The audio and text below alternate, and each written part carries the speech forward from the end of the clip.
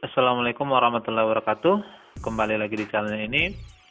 Kali ini saya akan menyampaikan tentang hukum Ohm dan rangkaian hambatan, juga nanti jembatan Einstein. Tapi sebelumnya, kepada adik-adik yang baru bergabung, jangan lupa untuk like, comment, subscribe channel ini untuk mendapatkan konten-konten pembelajaran yang berkaitan dengan materi fisika SMA. Baik, kita lihat dulu tujuan pembelajaran. Adapun tujuan pembelajaran, setelah mengikuti pembelajaran, siswa diharapkan mampu: 1. Menentukan besaran-besaran listrik searah berdasarkan hukum Ohm. Yang kedua, mengukur dan membuat grafik hasil percobaan besar hambatan listrik. Yang ketiga, menganalisis karakteristik rangkaian hambatan seri dan paralel. Yang keempat, menentukan hambatan pengganti dari susunan hambatan seri paralel. Kelima, menerapkan rangkaian jembatan Einstein dan delta star pada susunan hambatan. Yang keenam, menentukan tegangan jepit suatu sumber tegangan. Baik, yang berikut kita coba tuntaskan dulu pertemuan sebelumnya. Kita akan lihat lagi tentang hambatan. Ini yang pertama adalah hambatan cincin. Kita perkuat lagi konsepnya. Nah, hambatan cincin seperti saya sampaikan sebelumnya terdiri atas kode warna. Jadi kalau kau perhatikan gambar ini terdiri dari 5 cincin. Kalau ada seperti ini, maka cincin 1, 2, 3, dan 4 itu menyatakan nilai, dan cincin kelima menyatakan toleransinya. Nah, oleh karena itu cincin 1, 2, 3 itu menyatakan satuan, puluhan, dan ratusan, dan cincin keempat menyatakan faktor pengalinya. Baik, kita lihat ini ada 2 hambatan cincin. Yang pertama ini terdiri dari 4 kode warna. Hambatan kedua terdiri dari 5 kode warna.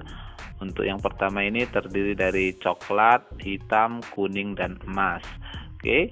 Nah, untuk menentukan nilainya maka kita perlukan tabel ini untuk kiranya kamu bisa ingat kembali. Ini adalah tabel dari warna-warna yang dibuat pada hambatan cincin dengan nilai ini: hitam 0, coklat 1, merah 2, orange 3, dan seterusnya. Kemudian jika dia ditempatkan pada cincin 1 maka sebagai satuan, kalau ditempatkan di cincin 2 sebagai puluhan, kalau ditempatkan di cincin 3 sebagai ratusan. Untuk toleransinya, jika diletakkan kode warna ini di cincin keempat, jika kita menggunakan 4 kode warna, maka coklat adalah 1%, merah 2%, hijau 0,50%, dan biru 0,25%. Paling umum nanti kita akan menggunakan emas 5%, perak 10%, dan tidak berwarna adalah 20%. Oke, misalnya ini nilai hambatan yang akan kita tentukan dari cincin 1. Dari gambar kita lihat kode warnanya adalah coklat, hitam, kuning, emas. Nah, coklat sebagai nilai satuannya, hitam sebagai nilai puluhan, kuning sebagai faktor pengalinya karena kita menggunakan 4 kode warna, dan emas adalah toleransinya. Di tabel emas toleransinya adalah 5%. Maka nilainya adalah, kita letakkan puluhan sebenarnya 0 ya, berarti tidak ada nilai, masuk ke coklat 1 kali faktor pengalinya 10 pangkat 4 karena kuning ya 4 nilainya. Kalau dia di cincin ketiga maka 10 pangkat 4 plus minus 5%. Nah, kalau kita pergunakan toleransinya ini, maka rentang nilai dari hambatan cincinnya ini adalah 5% kali 10.000 berarti 500 ya, sehingga rentangannya antara 9.500 sampai 10.500. Oke, ini mungkin salah satu contoh. Yang berikut adalah hambatan batu. Ini hambatan batu ini hambatan yang paling gampang dilihat karena di dalam hambatan itu tertera nilainya. Misalnya ini hambatan ini 5W artinya 5 watt, 3R3 itu artinya 3,3 ohm. Nah, nilainya sudah ada tertera. Yang ketiga adalah hambatan variabel atau potensiometer. Hambatan potensiometer ini nilainya bisa berubah-ubah tergantung nanti kita putar ya. Kalau kita mau maksimal kita putar. Jadi ini salah satu hambatan yang banyak dipakai di dalam kehidupan. Nah, hambatan suatu penghantar selain karena dipengaruhi oleh faktor-faktor yang kita bahas sebelumnya, juga dipengaruhi oleh perubahan suhu. Nah, ini mengikuti pola pertambahan panjang logam karena pemanasan. Ini materi, kalau pertambahan panjang logam adalah materi suhu dan kalor ya, ada kaitannya karena panjangnya bertambah. Nilai hambatan setelah perubahan suhu kita menggunakan analogi pertambahan panjang pada logam. Jadi kita dapatkanlah di sini hambatan akhir adalah hambatan awal kali 1 tambah alfa delta T. Dengan alfa di sini adalah koefisien suhu hambatan. Delta T barangkali sudah paham adalah perubahan suhunya dan R0-nya adalah hambatan awal. Jadi intinya kalau suhu dari penghantar itu meningkat, maka hambatannya juga bertambah. Oke, berdasarkan nilai hambatan jenis ya, ini penguatan saja, maka bahan itu sebenarnya dibedakan atas 4 jenis. Ada isolator, ini bahan-bahan yang tidak bisa menghantarkan arus listrik, semikonduktor yang itu masih bisa walau kecil. Lalu konduktor adalah penghantar yang baik, dan superkonduktor. Ini superkonduktor ini yang paling banyak, ini temuan-temuan terbaru yang dipergunakan di dalam kehidupan. Superkonduktor sendiri adalah bahan yang tidak menghambat arus listrik. Jadi di sini rho atau hambatan jenisnya sama dengan 0. Contohnya adalah raksa murni dalam helium cair pada suhu 0 Kelvin. Ini pertama sekali yang coba diteliti. Nah, dalam kehidupan sehari-hari juga ini sudah dipergunakan. Misalnya kereta api super cepat ya, di situ menggunakan prinsip kemagnetan juga. Jadi relnya dengan roda kereta apinya ini tidak bersentuhan lagi. Ya, itu adalah salah satu aplikasinya, bisa kamu lihat di buku paketnya. Oke, yang berikut kita lanjut hukum Ohm nih. Keterkaitan antara ketiga besaran listrik yang kita bahas sebelumnya pertama sekali diteliti oleh Georg Simon Ohm, itu tepatnya 1789 sampai 1854. Dalam rangkaian ya, hambatan yang tadi kita bahas di depan itu disimbolkan dengan simbol seperti ini. Jadi kalau adik-adik sekalian melihat simbol di rangkaian seperti ini, maka itu adalah hambatan. Menurut Ohm, hubungan kuat arus listrik, tegangan listrik, dan kaitannya dengan hambatan listrik ini bahwa pada suhu tetap tegangan P pada komponen sebanding dengan kuat arus yang melalui komponen tersebut. Jika tegangan dibagi kuat arus, maka diperoleh nilai bilangan yang nilainya selalu tetap, walau tegangannya dinaikkan. Nilai ini yang kita namakan sebagai hambatan listrik. Nah, di awal mungkin sudah kita deskripsikan tentang pengertian hambatan. Kalau kita kaitkan kemari, maka inilah makna di rangkaian ya. Dari hubungan ini maka dapatlah kita nyatakan bahwa jika tegangan dibagi kuat arus, maka nilainya selalu tetap. Hambatan kita simbolkan dengan R, maka R sama dengan P dibagi I, atau lebih populernya kita pergunakan persamaan P tegangan sama dengan I dikali R. Misalnya ini adalah sebuah rangkaian yang terdiri dari hambatan dan dihubungkan dengan sumber tegangan, maka dalam rangkaian ini mengalirlah arus listrik I. Jadi kita pergunakan hukum Ohm untuk menentukan besaran-besaran listriknya. Di sini sumber tegangannya 3 volt, hambatannya 100 ohm.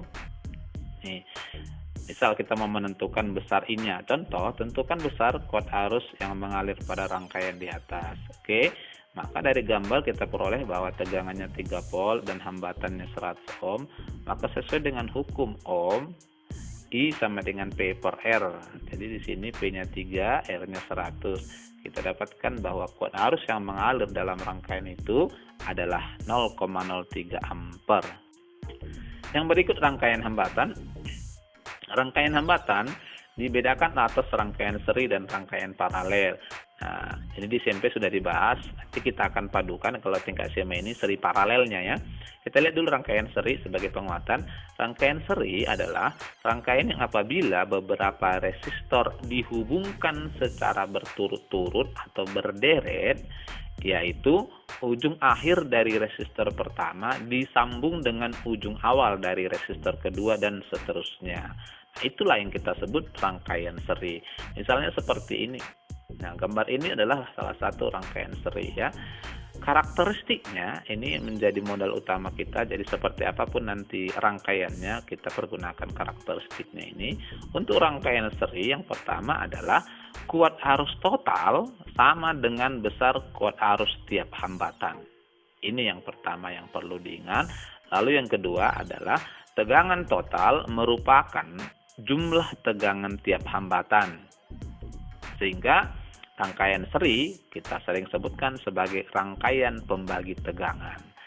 Nah, misalkan ini ada 3 hambatan yang kita susun secara seri, maka dihubungkan dengan sumber tegangan, maka mengalirlah arus listriknya. Ini di R1, R2, R3 ini sama. Tetapi tegangannya P1, P2, P3 itu berbeda ya. Ini P1 otomatis mendapatkan tegangan yang lebih besar. Nah, biasanya kalau seperti ini jika kita ganti dengan lampu, maka di R1 ini lampunya lebih terang, R2-nya redup, R3 sama sekali tidak menyala atau padam. Itu adalah rangkaian seri. Oke. Nah, berdasarkan karakteristiknya kita coba tinjau. Maka tadi I sama dengan I yang ada di R1 berarti I1 sama dengan I2 dan sama juga dengan I3. Tetapi P ya itu merupakan penjumlahan dari P1 tambah P2 tambah P3. Perhatikan cara peletakan alat ukurnya misalnya.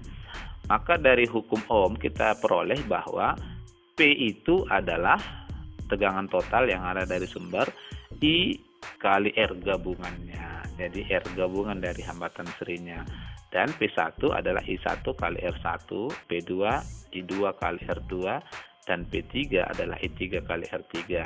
Ini coba kita masukkan ke dalam penjumlahan tegangannya. P total tadi adalah I dikali R gabungannya sama dengan P1 tambah P2 tambah P3. Kita substitusi, maka I kali R gabungan sama dengan I1 R1 tambah I2 R2 tambah I3 R3. Nah, I1, I2, I3 sama dengan I total. Ini kita sama-sama bagikan dengan I total, maka bisa kita hilangkan. Kita perolehlah persamaan bahwa R gabungan atau selanjutnya kita sebut sebagai R seri, ya, hambatan pengganti susunan seri adalah R1 tambah R2 tambah R3. Berarti tinggal kita jumlahkan saja.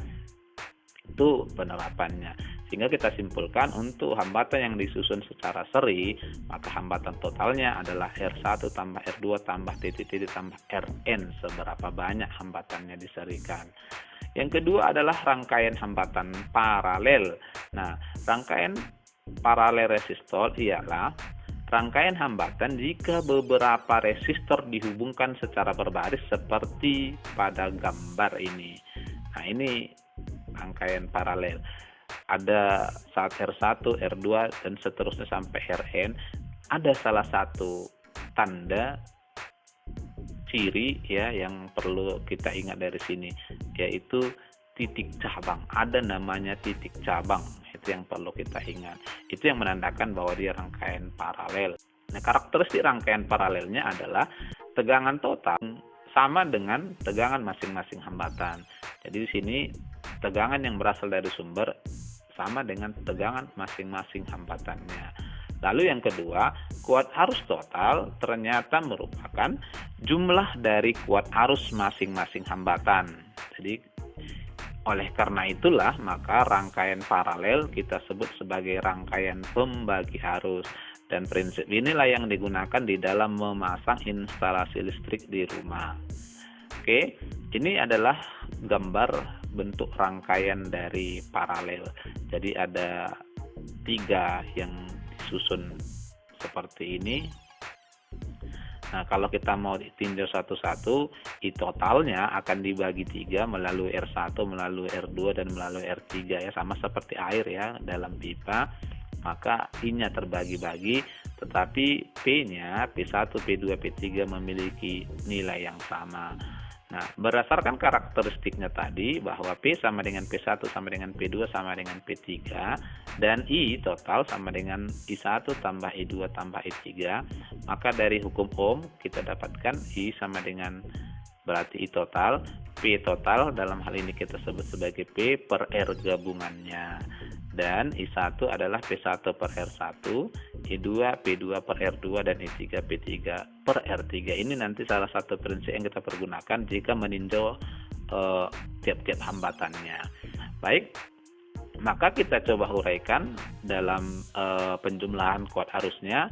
I total adalah P per R gabungannya sama dengan I1 tambah I2 tambah I3, berarti I1 sama dengan P1 per R1, kemudian I2 sama dengan P2 per R2, dan I3 sama dengan P3 per R3.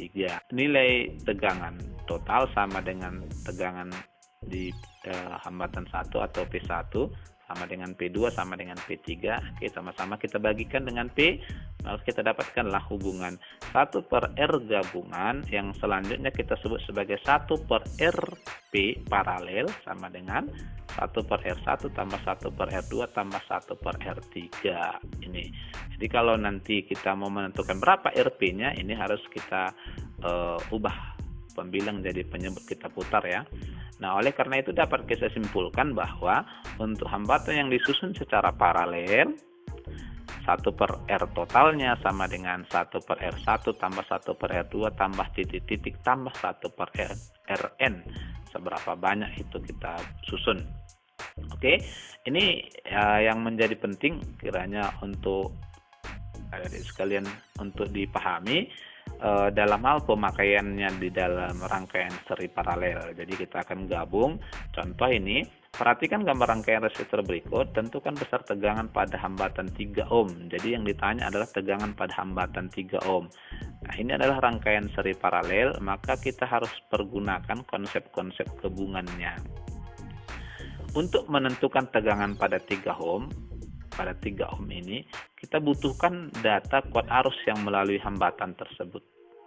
Nah, kuat arus yang melalui hambatan 3 ohm tentu saja berbeda dengan kuat arus yang melalui 8 ohm.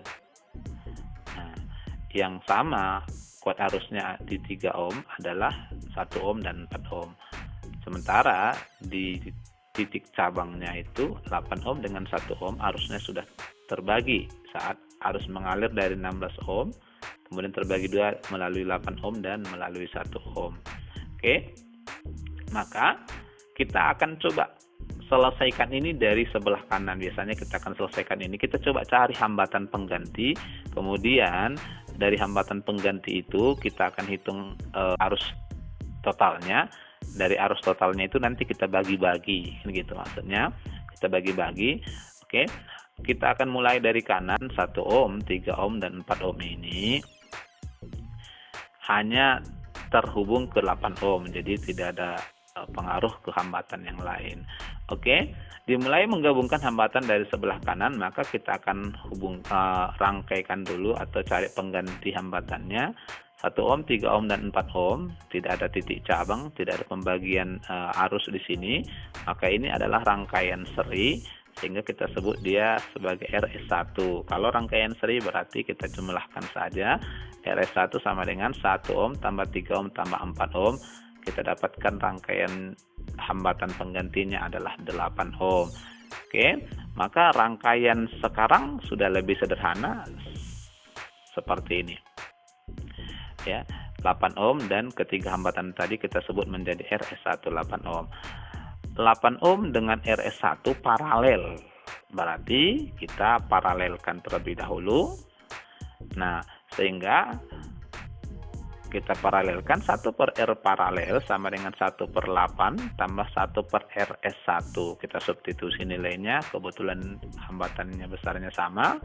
Maka 1 per R paralel sama dengan 2 per 8. Kita putar, R paralel per 1 sama dengan 8 per 2 sama dengan 4 ohm.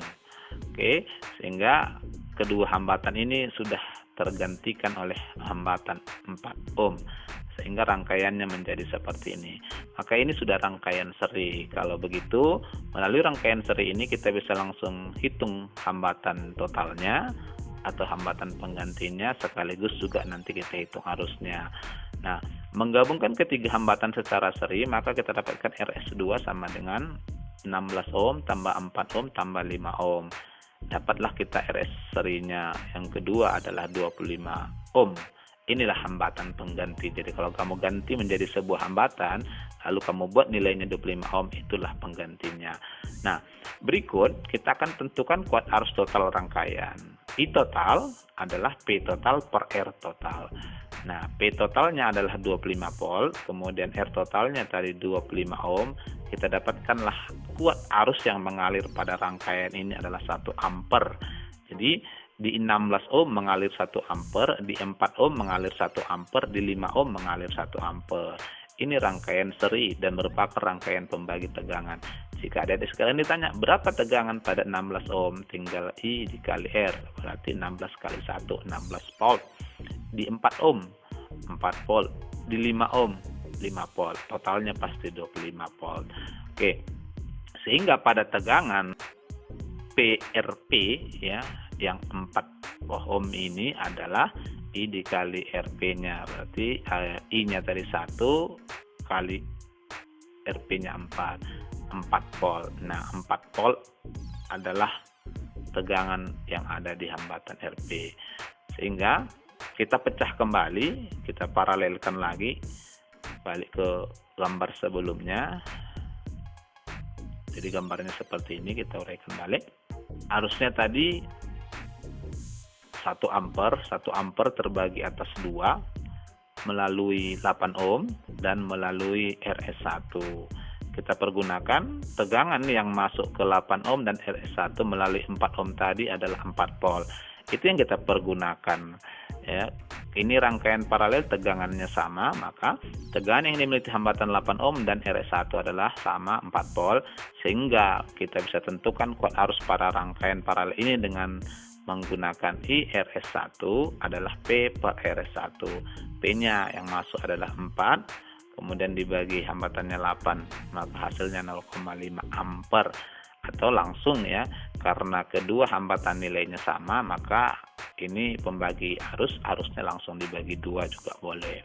Sehingga kita dapatkan di sini bahwa arus yang mengalir melalui 8 ohm RS1 adalah 0,5 ampere.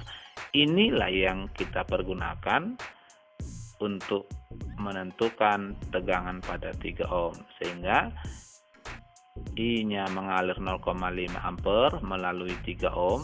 Maka dari sini kita tentukan sesuai dengan hukum ohm, P sama dengan I dikali R, maka P sama dengan 0,5 kali 3 ohm. Ternyata tegangan yang ada di ujung-ujung penghantar 3 ohm itu adalah 1,5 volt. Oke, yang berikut adalah rangkaian jembatan Weinstein dan delta star. Ini adalah materi pengenalan tingkat SMA, mungkin di perguruan tinggi nanti diperdalam lebih jauh. Rangkaian hambatan jembatan Weinstein adalah rangkaian jembatan yang terdiri dari 5 hambatan yang sering digunakan dalam alat ukur besaran listrik seperti multimeter. Nah,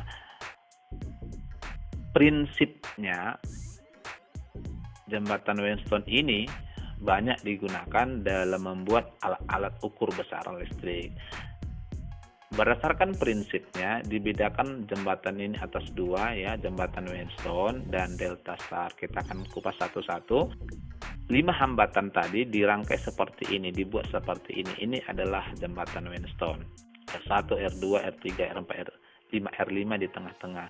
Jadi ini R1 dengan R2 dengan R5 paralel, R4, R3, R5 juga paralel. Jadi semuanya paralel karena adanya R5. Nah, untuk menentukan hambatan pengganti dari kelima hambatan di samping hanya dapat dilakukan dengan menggunakan prinsip jembatan Weinstein atau delta star. Kalau kita menggunakan prinsip rangkaian paralel, kita kesulitan memulainya dari mana. Kalau kita mulai dari R2 dan R3, kita paralelkan dengan R5. R5 ini juga terhubung secara paralel ke R1 dan R4. Jadi R2 dengan R3 tanpa adanya hambatan R5 harusnya seri. Jadi salah satu cara yang paling baik menentukan hambatan penggantinya adalah menggunakan prinsip jembatan Weinstein dan delta star. Oke, kita coba menggunakan prinsip-prinsip yang sudah saya sampaikan tadi. Untuk rangkaian seperti ini, maka prinsipnya adalah memperhatikan perkalian hambatan antara R1 dengan R3 yang berseberangan dan R2 dengan R4. Ini prinsip yang harus kita ingat untuk menyelesaikan rangkaian seperti ini. Jika R1 kali R3-nya sama nilainya dengan R2 kali R4, kita sebutlah ini sebagai jembatan hambatan Weinstein. Ya, sehingga kalau nilainya sama, maka arus listrik yang melalui R5-nya sama dengan 0. Artinya di sini R5-nya tidak perlu kita perhitungkan. Maka R1 dengan R2 seri, kita sebut RS1 diangkat hambatan di tengah, berarti R1 dengan R2 seri. Kemudian R3 dengan R4 juga seri. R3 dengan R4 kita sebut sebagai R seri 2. Nah, selanjutnya hambatan RS1 dan RS2 adalah paralel. Kita tinggal menggunakan prinsip hambatan paralel untuk mengganti hambatan penggantinya. Inilah prinsip jembatan Weinstein. Lalu, jika R1 kali R3 ternyata tidak sama dengan R2 kali R4, berarti hambatan R5 tidak bisa kita abaikan. Maka kita harus ubah ke bentuk lain agar hambatan R5 ini bisa kita akumulasikan nilainya. Bagaimana caranya? Kita buat dalam bentuk delta seperti ini. R1, R4, dan R5 kemudian kita uraikan ke dalam RA, RB, dan RC seperti gambar. Sehingga nanti R5 sudah terakumulasi ke bentuk yang lain seperti ini. Nah, ini tinggal 3 hambatan RA, RB, RC. Jadi RB dengan RC ini paralel ya. Ini adalah uraiannya. Kalau sudah kita uraikan dalam bentuk RA, RB, RC-nya, maka nanti tinggal kita jumlahkan secara seri RB dengan R2 dan RC dengan R3, lalu kita gabungkan dengan RA-nya. Setelah menguraikan R5 ke dalam RA, RB, dan RC, maka RB, RC, R2, dan R3 kita paralelkan. Semuanya bentuk paralel ya. Hasilnya lalu kemudian kita serikan dengan RA, dan inilah merupakan hambatan penggantinya. Cara menentukan RA-nya adalah R1 kali R4. Perhatikan RA-nya itu di tengah antara R1 R4. Oke, maka RA-nya sama dengan R1 kali R4 per R1 tambah R4 tambah R5. RB-nya di antara R1 R5, maka menentukan RB-nya adalah R1 R5 per R1 tambah R4 tambah R5. Begitu juga RC-nya di antara R4 R5, maka kita buat sebagai pembilang R4 R5 dibagi R1 tambah R4 tambah R5. Jika sini sudah kita dapatkan hasilnya, tinggal kita paralelkan saja dengan R2 dan R3, lalu kemudian kita serikan dengan RA. Itulah hambatan pengganti dari jembatan Weinstein. Baik, barangkali ini materi yang berkaitan dengan rangkaian hambatan. Untuk penguatan, kamu bisa baca kembali buku paketnya, sekaligus juga bisa dilihat contoh-contoh soalnya. Melalui penjabaran saya tadi, barangkali kamu sudah bisa memahami penjelasan yang ada di contoh soal buku paketmu. Baik, itu saja barangkali. Assalamualaikum warahmatullahi wabarakatuh.